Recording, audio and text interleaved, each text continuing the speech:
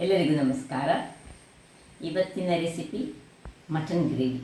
ಅದು ನಾವು ಉಡುಪಿ ಮಂಗಳೂರಿನ ಫಂಕ್ಷನ್ಗಳಲ್ಲಿ ಮಾಡುವಂತಹ ಟೇಸ್ಟ್ ಸಹ ಅದರೊಟ್ಟಿಗೆ ಪರಿಮಳವನ್ನು ಕೊಡುವಂತಹ ಒಂದು ಗ್ರೇವಿ. ಇದನ್ನು ಈ ಮೂಡೆ ಅಥವಾ ಕೊಟ್ಟಿಗೆ ಅಥವಾ ನೀರು ದೋಸೆ ಹೊತ್ತಿಗೆ ತಿನ್ನಲಿಕ್ಕಂತೂ ಬಹಳ ರುಚಿಕರವಾಗಿರ್ತದೆ. ಹಾಗಾದರೆ ಈ ಒಂದು ರುಚಿಕರವಾದ ಮಟನ್ನ ಗ್ರೇವಿ, ಮಾಂಸದ ರಸ ಹೇಗೆ ಮಾಡೋದನ್ನು ನೋಡುವ ಮೊದಲು ಯಾರೆಲ್ಲ ನನ್ನ ಚಾನಲನ್ನು ನೋಡ್ತಿದ್ದೀರಿ, ಯಾರೆಲ್ಲ ಇನ್ನು ಸಬ್ಸ್ಕ್ರೈಬ್ ಮಾಡಿಲ್ಲ ದಯವಿಟ್ಟು ಸಬ್ಸ್ಕ್ರೈಬ್ ಮಾಡಿ, ಸಪೋರ್ಟ್ ಮಾಡಿ ಅಂತ ಹೇಳುತ್ತಾ, ಈ ಒಂದು ಗ್ರೇವಿಗೆ ನಾನು ಈ ಮಸಾಲೆಯನ್ನೆಲ್ಲ ಹುರಿದು ಮಾಡಲಿಲ್ಲ, ಪೌಡರನ್ನು ಯೂಸ್ ಮಾಡಿ ತೆಂಗಿನ ಹಾಲನ್ನು ಬಳಸಿ ಮಾಡಿದಂತಹದ್ದು.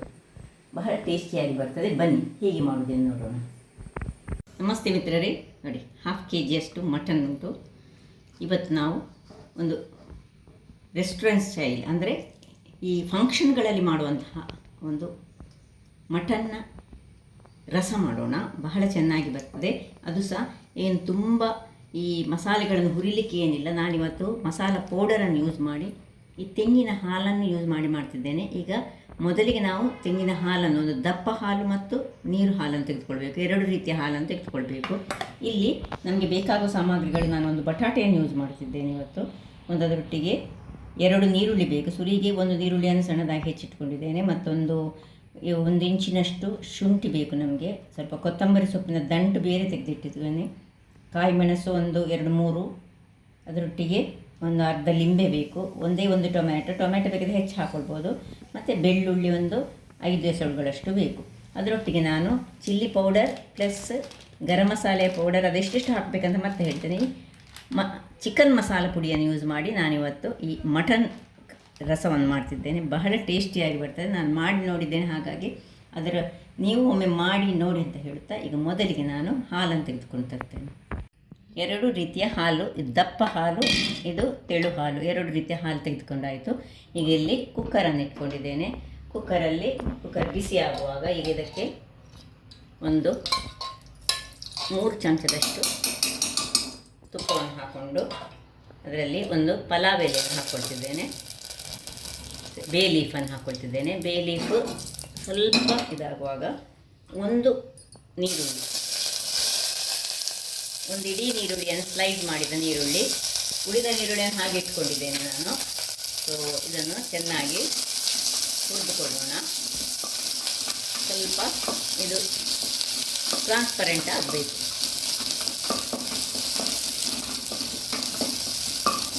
ಅಷ್ಟಾಗುವಾಗ ಸ್ವಲ್ಪ ಕಾಯಿ ಮೆಣಸು, ಕರಿ ಲೀವ್ಸ್,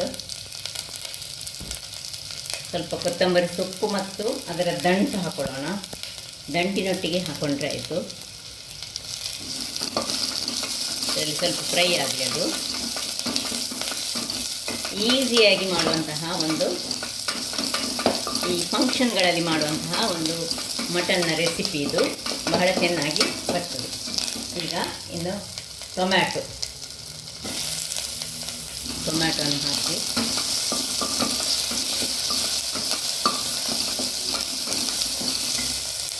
ಇನ್ನು ಬಟಾಟೆ, ನಾನು ಒಂದೇ ಒಂದು ಬಟಾಟೆ ತೆಗೆದುಕೊಂಡಿದ್ದೇನೆ. ಇದು ಆಪ್ಷನಲ್, ಬೇಕಿದೆ ತೆಗೆದುಕೊಳ್ಬೋದು, ಮತ್ತು ತುಂಬ ರುಚಿಯಾಗಿ ಬರ್ತದೆ. ಸೊ ಎಲ್ಲವನ್ನು ಸಹ ಈ ರೀತಿ ಕಾಯಿ ಮೆಣಸು, ಶುಂಠಿ ಚೆನ್ನಾಗಿ ಸ್ವಲ್ಪ ಹುರಿದುಕೊಳ್ಳೋಣ. ಈ ತುಪ್ಪದಲ್ಲಿ ಅದರ ಘಮ ಬರಬೇಕು. ಇನ್ನು ಏನು ಮಟನನ್ನು ನಾವು ಇಲ್ಲಿ ಇಟ್ಟುಕೊಂಡಿದ್ದೇವೆ ನೋಡಿ, ಚೆನ್ನಾಗಿ ತೊಳೆದುಕೊಂಡು ಕ್ಲೀನ್ ಮಾಡಿಕೊಂಡು ಹಾಕ್ಕೊಳ್ಬೇಕು. ಇದು 1/2 kg ನಾನು ತೆಗೆದುಕೊಂಡದ್ದು. ಸೊ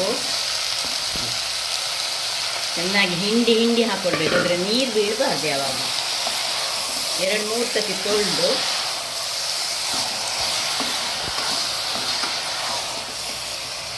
ಚೆನ್ನಾಗಿ ಇದರಲ್ಲಿ ಸ್ವಲ್ಪ ಬಾಡಿಸಿಕೊಳ್ಳೋಣ.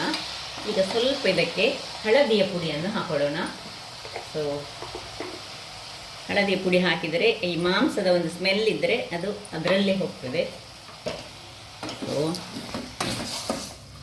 ಚೆನ್ನಾಗಿ ಹೀಗೆ ತಿರುಗಿಸಿಕೊಂಡು ಅದಕ್ಕೀಗ ಅರ್ಧ ಹೋಳಿನಷ್ಟು ಅಥವಾ 1 ಚಮಚದಷ್ಟು ಈ ಲಿಂಬೆಯ ಹುಳಿಯನ್ನು ಲಿಂಬೆಯ ನೀರನ್ನು ಹಾಕ್ಕೊಳ್ಬೇಕು ನಾವು.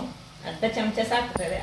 ನಾನು ನೋಡಿ ಇದರ ಬೀಜಗಳನ್ನೆಲ್ಲ ತೆಗೆದು ಚೆನ್ನಾಗಿ ಹಿಂಡಿಕೊಳ್ಳೋಣ.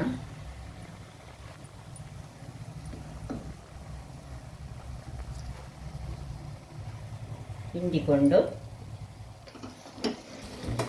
ಒಳ್ಳೆ ಚೆನ್ನಾಗಿ ಮಿಕ್ಸ್ ಮಾಡಿಕೊಳ್ಳೋಣ.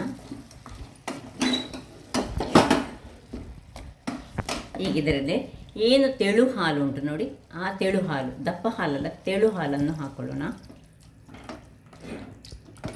ಇದು ಎಷ್ಟು ತೆಳು ಹಾಲು, ನಾನು ಒಂದು ಸಣ್ಣ ತೆಂಗಿನಕಾಯಿಯನ್ನು ತೆಗೆದುಕೊಂಡಿದ್ದೇನೆ, ಸಣ್ಣ ಸೈಜಿನ ತೆಂಗಿನಕಾಯಿ, ಅದರಲ್ಲಿ ಹಾಲು ತೆಗೆದುಕೊಂಡಿದ್ದೇನೆ. ಸೊ ಇದನ್ನೀಗ ಮುಚ್ಚಳವನ್ನು ಮುಚ್ಚಿಕೊಂಡು ನಾವು ಅದನ್ನು ಬೇಯಿಸಿಕೊಳ್ಳೋಣ. ಉಪ್ಪು ಬೇಕಿದ್ದರೂ ಹಾಕ್ಬೋದು. ಅದಕ್ಕೆ ಕೆಲವೊಂದು ಸತಿ ಇವುಗಳು ಇದು ಈಗ ಬನ್ನೂರು ಮಟನ್ ಆದ್ದರಿಂದ ಈಗಲೇ ಉಪ್ಪು ಹಾಕ್ಕೊಳ್ಬೋದು. ಬಟ್ ಇನ್ನೊಂದು ಮಟನ್ ಆದರೆ ಸ್ವಲ್ಪ ಗಟ್ಟಿ ಇರ್ತದೆ, ಅದಕ್ಕೆ ಮೊದಲೇ ಉಪ್ಪನ್ನು ಹಾಕ್ಕೊಳ್ಬಾರ್ದು. ನಾನಿದು ಬನ್ನೂರು ಮಟನ್ ಆದ ಕಾರಣ ಈಗಲೇ ಸ್ವಲ್ಪ ಉಪ್ಪನ್ನು ಅದಕ್ಕೆ ಹಾಕ್ಕೊಂಡೆ ನಾನು ಬೇಯಿಸ್ಕೊಳ್ತಿದ್ದೇನೆ. ಒಂದು 5-6 ವಿಸಿಲಾದರೆ ಆಗಬೇಕು. ಇಲ್ಲಿ ಬೇಯ್ತಾ ಇರುವಾಗ ನಾನಿಲ್ಲಿ ಒಂದು ಬಾಣಲೆಯನ್ನು ಇಟ್ಟುಕೊಂಡಿದ್ದೇನೆ. ತುಂಬ ಏನು ಹುರಿಲಿಕ್ಕೆ ಎಲ್ಲ ಇದರಲ್ಲಿ ಏನಿಲ್ಲ, ಸ್ವಲ್ಪ ತುಪ್ಪವನ್ನು ಹಾಕ್ಕೊಳ್ತಿದ್ದೇನೆ. ತುಪ್ಪದೊಟ್ಟಿಗೆ ಚೂರು ಬೇಕಿದ್ರೆ ಎಣ್ಣೆಯನ್ನು ಸಹ ಹಾಕ್ಕೊಳ್ಬೋದು. ನಾವು ಒಂದು 2 ಚಮಚದಷ್ಟು ತುಪ್ಪ ಆದರೆ 2 ಚಮಚದಷ್ಟು ತೆಂಗಿನ ಎಣ್ಣೆ ಹಾಕ್ತಿದ್ದೇನೆ. ನಿಮಗೆ ಯಾವುದೇ ಎಣ್ಣೆ ಬೇಕೋ ಆ ಎಣ್ಣೆ ಹಾಕ್ಕೊಳ್ಬೋದು. ಸ್ವಲ್ಪ ಕರಿ ಲೀವ್ಸನ್ನು ಹಾಕ್ಕೊಳ್ಳೋಣ. ಸ್ವಲ್ಪ ಕೊತ್ತಂಬರಿಯ ದಂಟು ಪ್ಲಸ್ ಸ್ವಲ್ಪ ಅದರೊಟ್ಟಿಗೆ 2 ಹದ ಸೈಜಿನ ನೀರುಳ್ಳಿ ಹಾಕಿ ಅದನ್ನು ಹದ ಉರಿಯಲ್ಲಿ ಸ್ವಲ್ಪ ಹೊತ್ತು ಹುರಿದುಕೊಳ್ತಿದ್ದೇನೆ.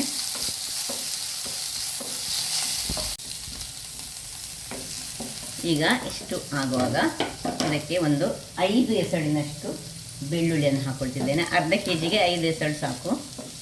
ಇಲ್ಲಿ ಶುಂಠಿ ಸಹ ಹಾಗೆ ನಾವು ಅರ್ಧ ಇಂಚಿನಷ್ಟು ಹಾಕಿದರೆ ಸಾಕಾಗ್ತದೆ ಬೇಯುವಾಗ. ಈಗ ಇದು ನೋಡಿ ಇನ್ನೂ ಸ್ವಲ್ಪ ಇದು ಬಾಡಬೇಕು ನೋಡಿ. ಇಷ್ಟು ಫ್ರೈ ಆಗುವಾಗ ಇದಕ್ಕೆ ಈಗ ನಾನು ಒಂದು ಅರ್ಧ ಚಮಚದಷ್ಟು ಗರಂ ಮಸಾಲೆ, ಕೇವಲ ಅರ್ಧ ಸಾಕು. ಅರ್ಧ ಚಮಚದಷ್ಟು ಗರಂ ಮಸಾಲೆ ನೋಡಿ. ಇದು ಚಿಕನ್ ಮಸಾಲ ನಮ್ಮದು, ಯಾವ ಚಿಕನ್ ಮಸಾಲ ತಗೊಳ್ಬೋದು ನೀವು. ಒಂದು 3 ಚಮಚದಷ್ಟು ಇದು ಆಲ್ರೆಡಿ ಒಂದು ವಿಜಿಲಾಯಿತು, ವಿಜಿಲಾಗ್ತಾ ಬಂತ. ಇದು 3 ಚಮಚದಷ್ಟು ನಾನು ಚಿಕನ್ ಮಸಾಲವನ್ನು ಹಾಕ್ತಿದ್ದೇನೆ. ನಮ್ಮ ಹತ್ರ ಏನು ಮಟನ್ ಮಸಾಲೆ ಬೇಕಂತ ಇಲ್ಲ, ಗರಂ ಮಸಾಲೆ ಹಾಕಿದರೆ ಸಾಕು. ಸೊ ನಾನು ಇದು ತೋರಿಸಲಿಕ್ಕೋಸ್ಕರ ಈ ಪ್ಯಾಕೆಟನ್ನು ಇಟ್ಟುಕೊಂಡು ಮಾಡಿದ್ದೇನೆ. 3 ಅರ್ಧ ಕೆಜಿಗೆ ಎಷ್ಟು ಬೇಕಾಗ್ತದೆ. ಇನ್ನು 1 ಚಮಚದಷ್ಟು ಈ ಗುಂಟೂರು ಪ್ಲಸ್ ಬ್ಯಾಡಿಗೆ ಇದ್ದಂತಹ ಮೆಣಸಿನ ಪುಡಿಯನ್ನು 1 ಚಮಚದಷ್ಟು ಹಾಕ್ಕೊಳ್ತಿದ್ದೇನೆ. ಸೊ ಬಹಳ ಚೆನ್ನಾಗಿ ಬರ್ತದೆ. ಅದಕ್ಕೆ ಮತ್ತು ನಾವು ಹಾಲು ಹಾಕುವಾಗ ಅದರ ರುಚಿಯೇ ಒಂದು ಬೇರೆ ಆಗಿ ಬರ್ತದೆ. ಹಾಗಾಗಿ ಹೆಚ್ಚಾಗಿ ನಮ್ಮ ಈ ಫಂಕ್ಷನ್ಗಳಲ್ಲೆಲ್ಲ ಅವರನ್ನು ಗಡ್ದೆಲ್ಲ ಮಾಡಲಿಕ್ಕೆ ಹೋಗೋದಿಲ್ಲ ನೋಡಿ. ಇದೇ ರೀತಿಯಲ್ಲಿ ಮಾಡಿ ಒಂದು ರುಚಿಕರವಾದ ಗ್ರೇವಿಯನ್ನು ತಯಾರಿಸ್ತಾರೆ. ಫಸ್ಟ್ ಅದಕ್ಕೆ ತೆಂಗಿನ ಹಾಲು ಹಾಕೋದು ಬಹಳ ಮುಖ್ಯ. ಈಗ ಇದಕ್ಕೆ ಚೂರು ತುಪ್ಪ ಅಥವಾ ಎಣ್ಣೆಯನ್ನು ಹಾಕೊಳ್ಳೋಣ. ಇದರಲ್ಲಿದು ಸ್ವಲ್ಪ ಫ್ರೈ ಹಾಕ್ಕೊಳ್ಬೇಕು, ಹದ ಉರಿ ಇರಲಿ. ಇನ್ನು ಒಂದು ಕೈಯಲ್ಲಿ 1 ಮುಷ್ಟಿಯಷ್ಟು, ಇಷ್ಟೇ ದೊಡ್ಡ ಮುಷ್ಟಿ ಅಲ್ಲ, ತೆಂಗಿನ ತುರಿ, ಸ್ವಲ್ಪ ಡ್ರೈ ತೆಂಗಿನ ತುರಿ ಇದ್ದರೆ ಒಳ್ಳೆಯದಾಗ್ತದೆ. ಹಾಕ್ಕೊಂಡು ಇದನ್ನು ಸ್ವಲ್ಪ ತಿರುಗಿಸ್ಕೊಳ್ಳೋಣ. 1 ಚಮಚದಷ್ಟು ಹಳದಿಯ ಪುಡಿಯನ್ನು ಹಾಕ್ಕೊಳ್ತಿದ್ದೇನೆ. ಇಷ್ಟೇ ಮಸಾಲೆಗಳನ್ನು ಹಾಕಿ ಮಾಡುವಂತಹ ಒಂದು ಮಟನ್ನ ಗ್ರೇವಿ ಇದು ನೋಡಿ. ಕಲರ್ ಚೆನ್ನಾಗಿ ಬಂತು.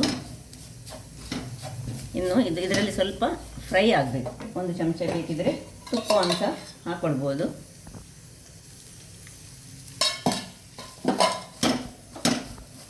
ಸ್ವಲ್ಪ ಹದ ಉರಿಯಲ್ಲಿ 1-2 ನಿಮಿಷಗಳ ಕಾಲ ಈ ತೆಂಗಿನ ತುರಿ ಸ್ವಲ್ಪ ಫ್ರೈ ಆಗೋ ತನಕ ನಾವು ಇದನ್ನು ರೆಡಿ ಮಾಡ್ಕೊಳ್ಳೋಣ. ಸಾಕು. ಇಷ್ಟ ಆಗುವಾಗ ಆಫ್ ಮಾಡ್ಕೊಳ್ತಿದ್ದೇನೆ. ವೀಕ್ಷಕರೇ ನೋಡಿ, ಇಷ್ಟು ಗ್ರೈಂಡ್ ಮಾಡಿದೆ. ಸ್ವಲ್ಪ ನೀರು ಹಾಕಿ ಗ್ರೈಂಡ್ ಮಾಡುವಾಗ ಇನ್ನೀಗ ಕೊನೆಗೆ ಈ ಒಂದು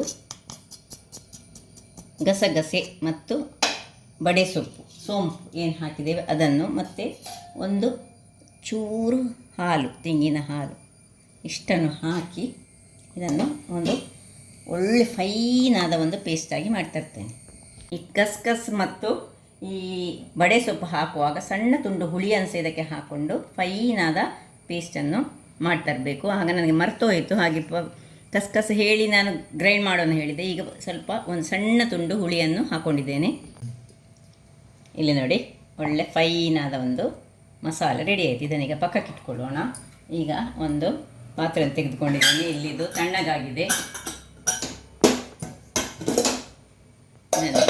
ಇದಕ್ಕೆ ಶಿಫ್ಟ್ ಮಾಡಿಕೊಳ್ತಿದ್ದೇನೆ. ನಿಧಾನಕ್ಕೆ ಇದಕ್ಕೆ ಹಾಕೊಳ್ಳೋಣ. ಹಾಕ್ಕೊಂಡು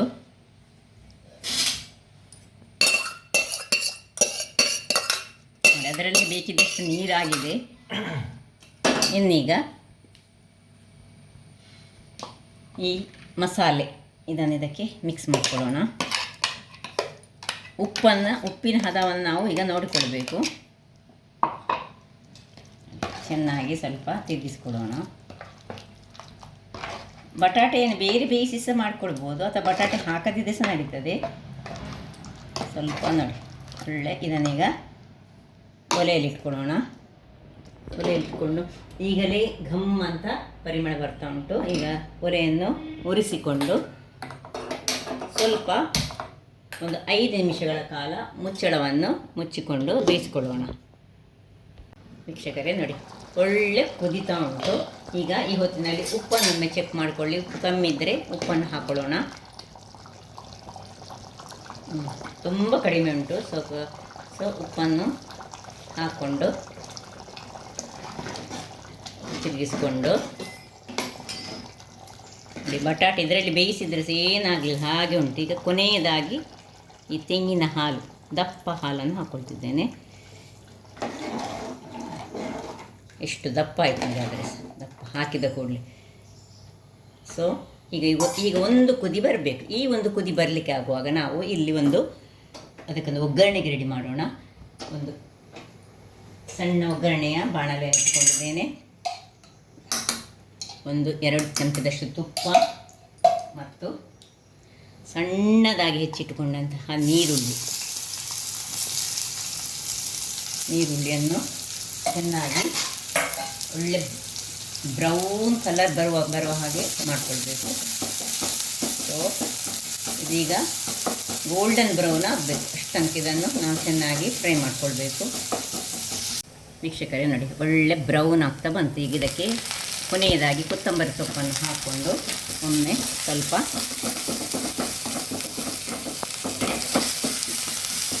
ಜಸ್ಟ್ ಒಂದು ನಿಮಿಷ ಹೀಗೆ ಮಾಡಿಕೊಳ್ಳೋಣ. ಇಲ್ಲೀಗ ಇದು ಸ್ವಲ್ಪ ಒಳ್ಳೆ ಕುದೀತಾ ಉಂಟು. ಇದನ್ನು ಹಾಕ್ಕೊಂಡು